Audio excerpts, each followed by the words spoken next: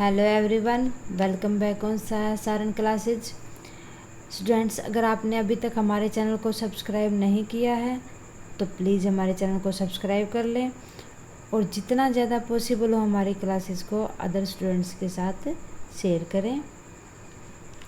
सो 11th class, आज का हमारा टॉपिक रहेगा कलेक्शन ऑफ डाटा। आज की क्लास में हम डिस्कस करेंगे टाइप ऑफ सैम्पलिंग मेथड कि सैम्पलिंग मेथड कितने टाइप के होते हैं। सो देखते हैं। सैम्पलिंग मेथड हमारे 2 टाइप के होते हैं। First one random sampling, second one non random sampling. Random sampling को और क्या कहा जाता है? Probability sampling. और नॉन रैंडम सैम्पलिंग को कहा जाता है non probability sampling. Random sampling के अंदर sampling of each and every item of universe has an equal chance of being selected in the sample। कि हर एक आइटम और हर एक यूनिवर्स में से हर एक सैम्पलिंग को इक्वल चांस मिलता है सेलेक्ट होने में। इसी तरीके से नॉन रैंडम के अंदर किसी भी आइटम को किसी भी सैम्पलिंग को इक्वल चांस नहीं मिलता, बल्कि उसको जो इन्वेस्टिगेटर होता है उसके अकॉर्डिंग, उसकी जजमेंट के अकॉर्डिंग, उसकी कन्वीनियंस के अकॉर्डिंग ही सिलेक्ट किया जाता है। सेकंड क्या हो जाएगा इसके बीच में डिफरेंसेस? जो रैंडम सैम्पलिंग होता है वो पर्सनल बायसेस के ऊपर बेस नहीं होता, लेकिन जो रैंडम सैम्पलिंग होता है वो पर्सनल बायसेस के ऊपर बेस होता है, क्योंकि इसके अंदर जो इन्वेस्टिगेटर होता है वो फुल्ली इन्वॉल्व होता है। एग्जाम्पल हो जाएंगे रैंडम सैम्पलिंग के lottery method, stratified method, systematic method. और नॉन रैंडम सैम्पलिंग के मेथड हो जाएंगे, एग्जाम्पल हो जाएंगे judgement sampling, convenience sampling and quota sampling. So इन सबको हम एज इन के टाइप डिस्कस करेंगे। देखते हैं।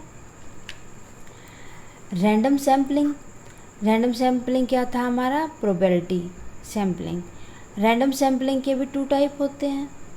फर्स्ट सिंपल और unrestricted random sampling, second restricted random sampling. और रिस्ट्रिक्टेड के भी कितने टाइप हो जाते हैं? यहाँ पर 2 टाइप्स हो जाते हैं, स्ट्रैटिफाइड एंड सिस्टमेटिक। सो हर एक इनको हम डिस्कस करेंगे आज की क्लास में प्रॉपर तरीके से। देखो भाई, फर्स्ट वन क्या था हमारा? Simple random sampling.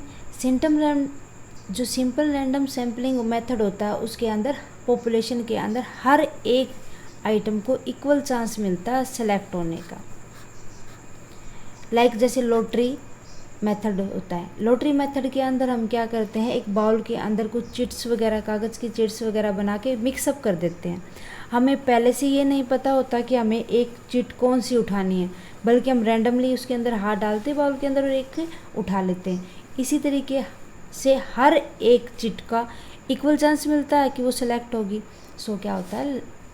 Lottery method. फिर आता है स्ट्रैटिफाइड रैंडम सैम्पलिंग मेथड। इस मेथड के अंदर जो पूरी यूनिवर्स या हमारी पॉपुलेशन होता है, फर्स्टली उसको डिवाइड कर लेते हैं होमोजेनियस ग्रुप के अंदर। मीन्स स्टार्टा का मीन्स क्या हो जाएगा? जो एक जैसी चीज़ें होंगी उनको एक ग्रुप के अंदर सेलेक्ट कर लेंगे। और किस लिए?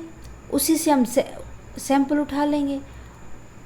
और जो हमने सैंपल कलेक्ट किया है वो किसके लिए सूटेबल होगा? जो हेट्रोजीनियस सैंपल होता है, डाटा होता है हमारे पास, उसकी कैरेक्टरिस्टिक्स को डिफाइन करके चलेगा।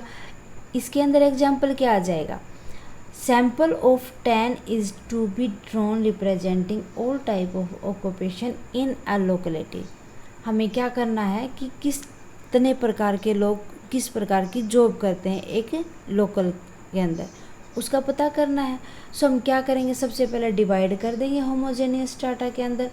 एक जैसे जॉब वाले बंदे को एक में डाल देंगे, एक जैसे वाले को एक में डाल देंगे। मीन्स अगर कोई टीचर है तो उसके लिए अलग से ग्रुप बना लेंगे, लॉयर के लिए अलग से बना लेंगे, डॉक्टर्स हैं उनके लिए अलग बना लेंगे, बिजनेसमैन के लिए अलग बना लेंगे और इंजीनियर के लिए अलग बना लेंगे।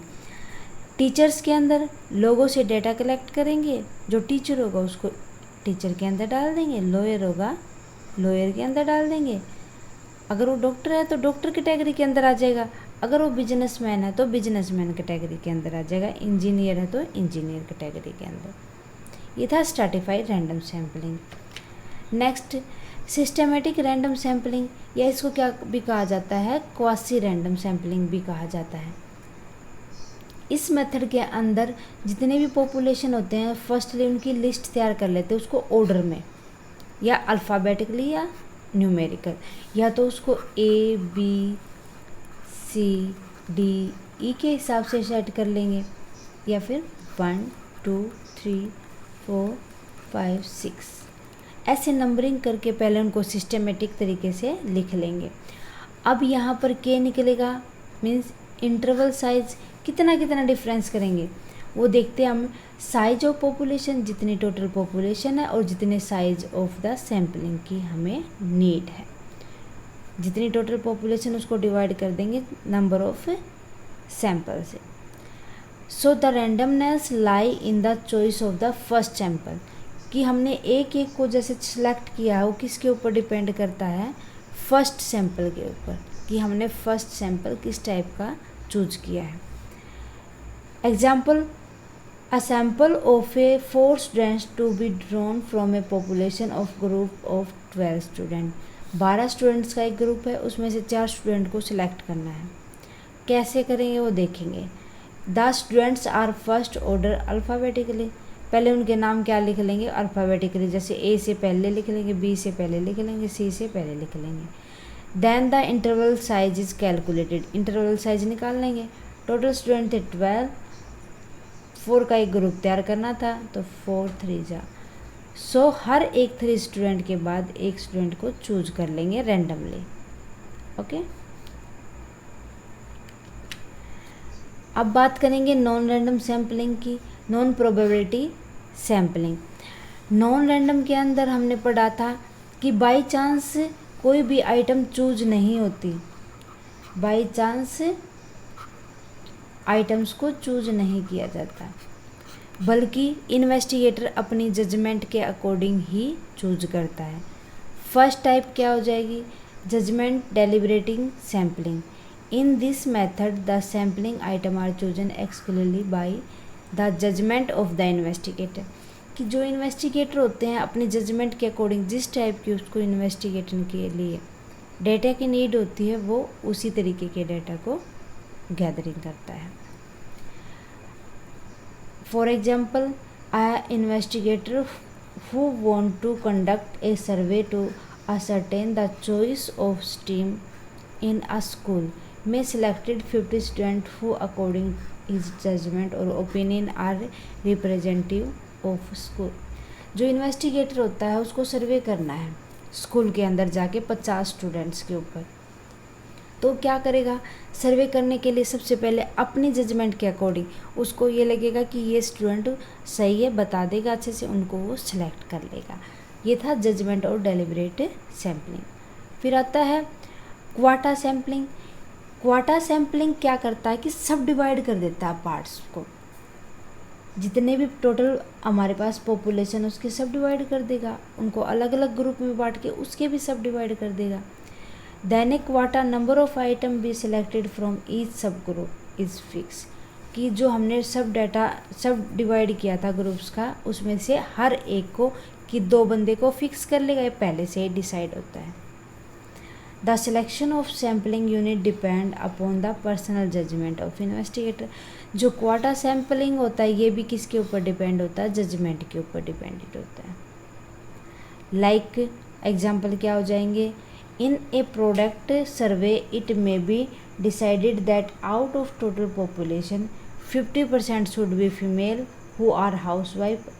अब आपको सर्वे दे रखी है, प्रोडक्ट दे रखा है सर्वे का कि टोटल प्रोडक्शन का 50% तो फीमेल क्या है, हाउस वाइफ है, 30% should be school going girls, जो 30 हैं वो क्या स्कूल जाती हैं लड़कियां, well the remaining 20 should be working females, कि जो काम करती हैं, जो 20% बच्ची हैं वो कहीं ना कहीं काम करती हैं। अब इन्वेस्टिगेटर फ्रीली अपनी ओपिनियन पोल और मार्केटिंग सर्वे के आधार पर उनका इंटरव्यू लेके उनको रैंडमली सिलेक्ट कर लेगा। Third one, convenience sampling. Convenience sampling के अंदर जो इन्वेस्टिगेटर होता है अपनी कन्वीनियंस के अकॉर्डिंग ही सैम्पलिंग गैदर करता है। Example, if a sample of 20 student is to be made to study and the quality of education important in school. School के अंदर 20 स्टूडेंट्स का ये देखना है कि स्टूडेंट्स को क्वालिटी एजुकेशन कितने स्टूडेंट्स को दी जा रही है। द इन्वेस्टिगेटर में choose student from the school near his residence place of work for his convenience. अब जो इन्वेस्टिगेटर ऐसे स्टूडेंट को चूज करेगा जो या तो उसके स्कूल के नियर हो या जहाँ से वो आता है वहाँ पर लोग काम करते हो, जो स्टूडेंट है उनके रिलेटिव्स। सो ये हो जाता है उनका कन्वीनियंस इन्वेस्टिगेटर का, जो सैम्पलिंग करता है तब ध्यान रखता है। उम्मीद है कि आज की क्लास आपको समझ आई होगी। इसी उम्मीद के साथ मिलते हैं नेक्स्ट क्लास में नेक्स्ट टॉपिक के साथ। तब तक आप इनकी प्रैक्टिस करते रहो, अच्छे से पढ़ते रहो। स्टूडेंट्स, हमारी क्लासेस को देखने के लिए थैंक यू वेरी मच। अगर आपने अभी तक हमारी क्लासेस को अदर स्टूडेंट्स के साथ शेयर नहीं किया और हमारे चैनल को सब्सक्राइब नहीं किया है तो प्लीज़ हमारे चैनल को सब्सक्राइब कर ले और हमारी क्लासेस को अदर स्टूडेंट के साथ ज़्यादा से ज़्यादा शेयर कर लें। आपकी कोई क्यूरी है प्लीज़ आप उसको कमेंट बॉक्स में लिख दें, जितना जल्दी पॉसिबल होगा उसका सॉल्यूशन मैं आपको दे दूँगी। So thank you very much.